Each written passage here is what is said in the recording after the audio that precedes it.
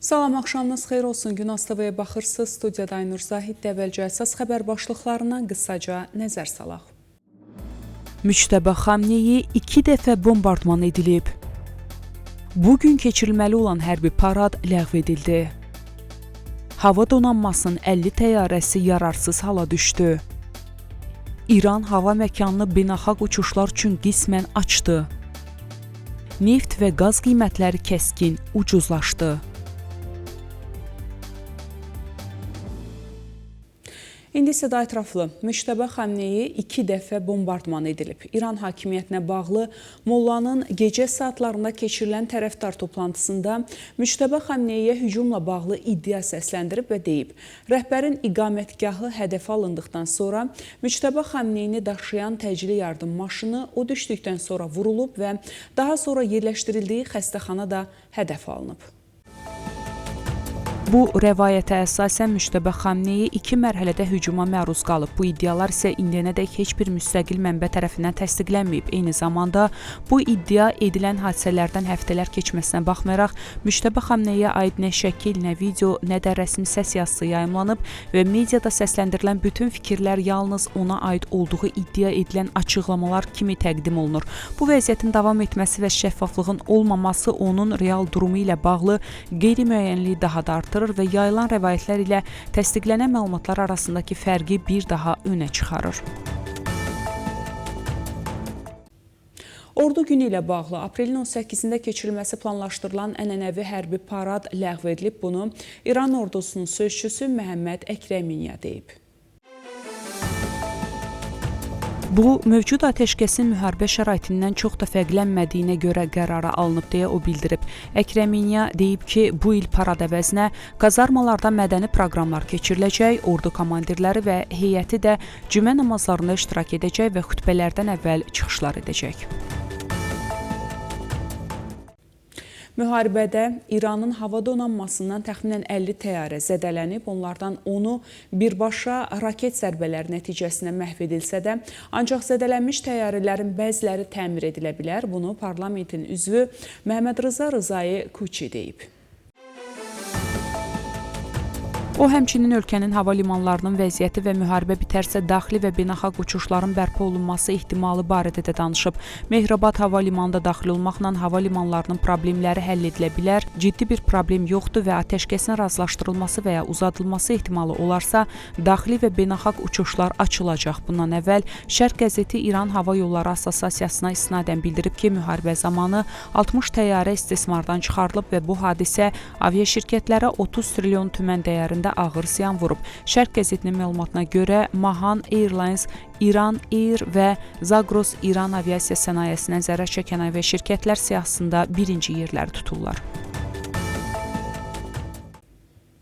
İran bugün hava məkanını qismən yenidən açaraq ölkənin şərq hissəsindən keçən beynəlxalq uçuşlara icazə verib. Bu barədə ölkənin mülki aviasiya təşkilatı məlumat yayıb.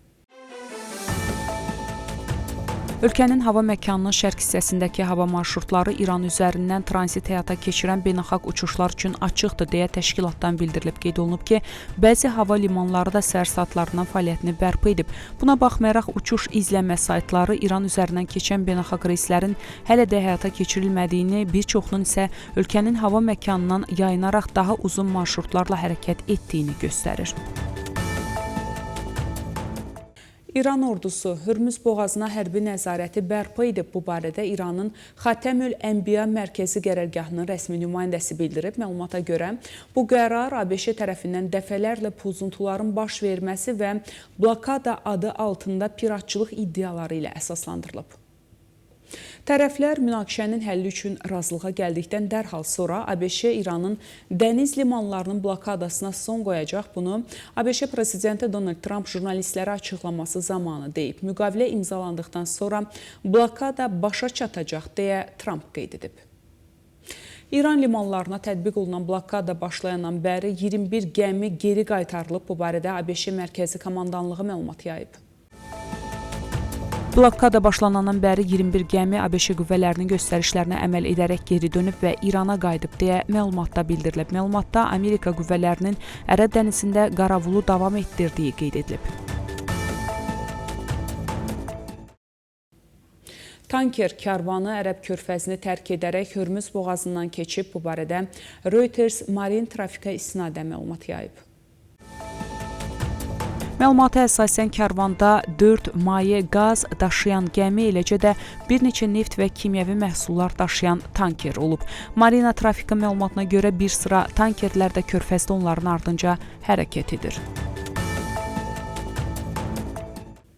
İranın Hörmüz boğazını yenidən açdığını elan etməsindən sonra qlobal bazarlarda neft və qaz qiymətləri kəskin şəkildə aşağı düşüb. Bu dəyişiklik Tehranın davranışlarının dünya iqtisadiyyatına birbaşa təsirini göstərir. Məlumata görə The Guardian qəzetinin yazdığına görə Brent markalı neftin qiyməti 10%-dən çox azalaraq bir baril üçün $90 aşağı düşüb. Bu, son həftələrdə $119 keçən səviyyə ilə müqayisədə ciddi geriləmədir. Eyni zamanda Avropada qaz qiymətləri də nəzərə çarpacaq dərəcədə ucuzlaşıb və bazarlar bu xəbərə müsbət reaksiya verib. Bu arada Hörmüz boğazının atəşkəs çərçivəsində açılması, enerji axınının bərpası və regionda gərginliyin azalacağına dair ümidləri artırıb. Bu isə enerji bazarında geosiyasi riskin azalmasına səbəb olub. Buna baxmayaraq, vəziyyətin hələ də həssas olduğu bildirilir və Birləşmiş Ştatların bölgədə hərbi mövcudluğunu qoruması ilə bəzi məhdudiyyətlərin davam etməsi bu prosesin sabitliyini sual altına alır. Son böhran zamanı İran Hörmüz boğazında gəmi keçidini məhdudlaşdıraraq bu strateji marşrutu siyasi təzyiq alətinə çevirmişdi. Bu addım qlobal bazarlarda qiymətlərin kəskin artmasına və ciddi narahatlığa səbəb olmuşdu. İndi isə Tehranın geri addım atması və marşrutun yenidən açılması bazarları müvəqqəti olaraq sakitləşdirib. Lakin bu vəziyyətin davamı İranın davranışlarından və siyasi danışıqların nəticəsindən asılı qalır. Yerusəlim Post qəzetinin yeni hesabatı göstərir ki, ABŞ və İsrailin son hücumlarından sonra İranın raket proqramı ciddi şəkildə zəifləyib və geniş Çin dəstəyi olmadan Tehran uzun illər bu hərbi gücü bərpa edə bilməyəcək. Məlumata əsasən İsrail ordusu hücumlar zamanı İranın hərbi sənayesi ilə bağlı 2600-dən çox hədəfin, xüsusilə raket proqramına aid infrastrukturun vurulduğunu açıqlayıb. Bu zərbələr Tehranın kütləvi raket istehsalı imkanlarını uzun müddətdə sıradan çıxarıb. Hesabat vurğulayır ki, xarici yardım olmadan İran təkcə minlərlə raket istehsal etmək qabiliyyətini itirməyib, həm də bir neçə il ərzində yeni raketlərin geniş istehsalını bərpa edə bilməyəcək. Bu isə ölkənin hərbi potensialına ağır zərbə kimi qiymətləndirilir. Eyni zamanda narahat edici ssenari də gündəmə gətirilir. Əgər Çin İranın raket proqramına ciddi şəkildə dəstək versə, bu gücün bərpası daha sürətli və nəzarətsiz şəkildə baş verə bilər və bu region üçün potensial təhlükə hesab olunur. Çin İslam Respublikasının yüksək zənginləşdirilmiş uranının bir hissəsini götürməyə və ya durulaşdırmağa hazır olduğunu bildirib. Bu barədə Associated Press agentliyi məlumat yayıb. Çinin bu təklifi ABŞ prezidenti Donald Trumpın müharibənin sona çatması üçün əldə edilən razılaşmanın bir hissəsi olaraq uranın İrandan çıxarılmalı olduğunu bildirməsindən sonraya təsadüf edir. Məsələ ilə tanış olan diplomatik mənbə Associated Press agentliyinə bildirib ki, Vaşinqton və Tehran tələb edərsə, Pekin məsələni nəzərdən keçirməyə hazırdır. Mənbə əlavə edib ki, Trump indi iyun ayında Birləşmiş Ştatların bombardmanı nəticəsində zədələnmiş nüvə obyektlərinin altında bastırıldığı deyilən materialı öz nəzarətinə götürməsini istəyir. Adı açıqlanmayan mənbənin sözlərinə görə Çin həmçinin uranı mülki məqsədlər üçün istifadə edilə bilən səviyyəyə endirə bilər. Qeyd edək ki, İslam Respublikası əvvəllər nüvə razılaşmasının bir hissəsi olaraq 2015-ci ildə Rusiyaya təxminən 11.000 kiloqram zənginləşdirilmiş uran ötürmüşdü. Belə hörmətli tamaşaçılar, bu saata çatdıracağım əsas xəbərlər bunlar idi. Görüşmək ümidi ilə salamat qalın.